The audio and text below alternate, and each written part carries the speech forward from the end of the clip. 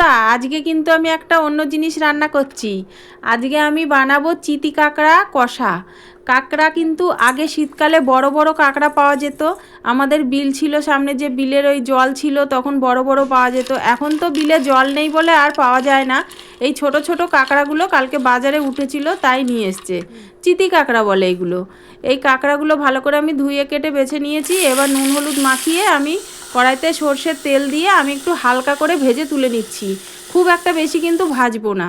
আর কাঁকড়াগুলোতে কিন্তু ভালো তেল হয়েছিল, হলুদ হলুদ তেল ছিল কাঁকড়ার মধ্যে।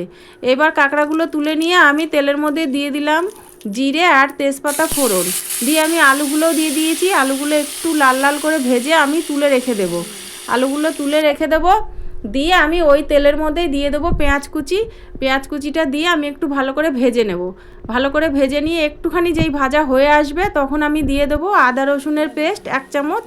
আদা রসুনের পেস্ট দিয়ে আমি ভালো করে একটুখানি কষিয়ে নেব। একটু কষিয়ে নিয়ে যেই কাঁচা গন্ধটা চলে যাবে তারপরে আমি দিয়ে দেবো কিছু গুঁড়ো মশলা।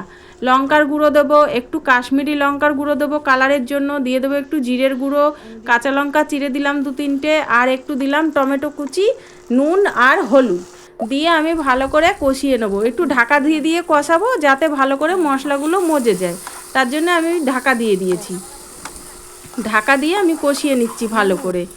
আর এই কাঁকড়াগুলো কিন্তু শীতকালেই কিন্তু এই কাঁকড়াগুলোর বেশি তেল হয়, হলুদ হলুদ তেল থাকে। আর আগে আমরা ছোটোবেলায় এই তেলগুলো আমরা ভেজে খেতাম। এই তেলগুলোও হয়েছিল তাই আমি এই তেলটা মশলার মধ্যেই দিয়ে কষিয়ে নিচ্ছি ভালো করে। এই তেলটা আমি আলাদা করেই রেখেছিলাম। ভালো করে একটু কষিয়ে নিয়ে আমি দিয়ে দিলাম ভেজে রাখা কাঁকড়া মাছ আর আলুটা দিয়ে ভালো করে আমি আবার মশলার সঙ্গে একটু কষিয়ে নেবো। ভালো করে একটু কষিয়ে নিয়ে তারপরে আমি দিয়ে দেবো একটু জল দিয়ে আমি কিন্তু ঢেকে দেবো।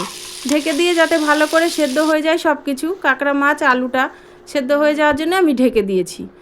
আগে যখন আমাদের বিলে জল ছিল তখন বড় বড় কাঁকড়া মাছ যখন হতো তখন কিন্তু আমরা এই কাঁকড়া মাছের তেল ভাজা দিয়ে অনেক ভাত খেয়েছি, খুব টেস্ট লাগতো। এখন তো আর পাওয়া যায় না, সেই জন্য এখন আর খাওয়াও হয় না। অনেক দিন পর আজকে কাঁকড়া আমরা খাবো।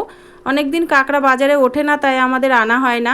বন্ধুরা তরকারিটা যখন ফুটে যাবে, সব সেদ্ধ হয়ে গেছে, নুন টুন দেখে নিয়ে এবার আমি দিয়ে দিচ্ছি একটু গরম মশলা আর ধনে পাতা দিয়ে ঢাকা দিয়ে দিয়েছি। এখন কিন্তু তরকারিটা রেডি। তরকারিটা কিন্তু খেতে খুব টেস্ট হয়েছিল। বন্ধুরা কে কে কাঁকড়া মাছ খেতে ভালোবাসো কমেন্টে জানাবে। আর তরকারিটা কিন্তু সত্যিই খুব টেস্টি হয়েছিল, অসাধারণ হয়েছিল খেতে। তবে একটু ছোট ছোট ছিল তাই মাছগুলো একটু বড় হলে আরও বেশি ভালো লাগতো। তার জন্য আমাদের বন্ধুরা ফেসবুক থেকে দেখলে ফলো করে দেবেন আর ইউটিউব থেকে দেখলে সাবস্ক্রাইব করে দেবেন।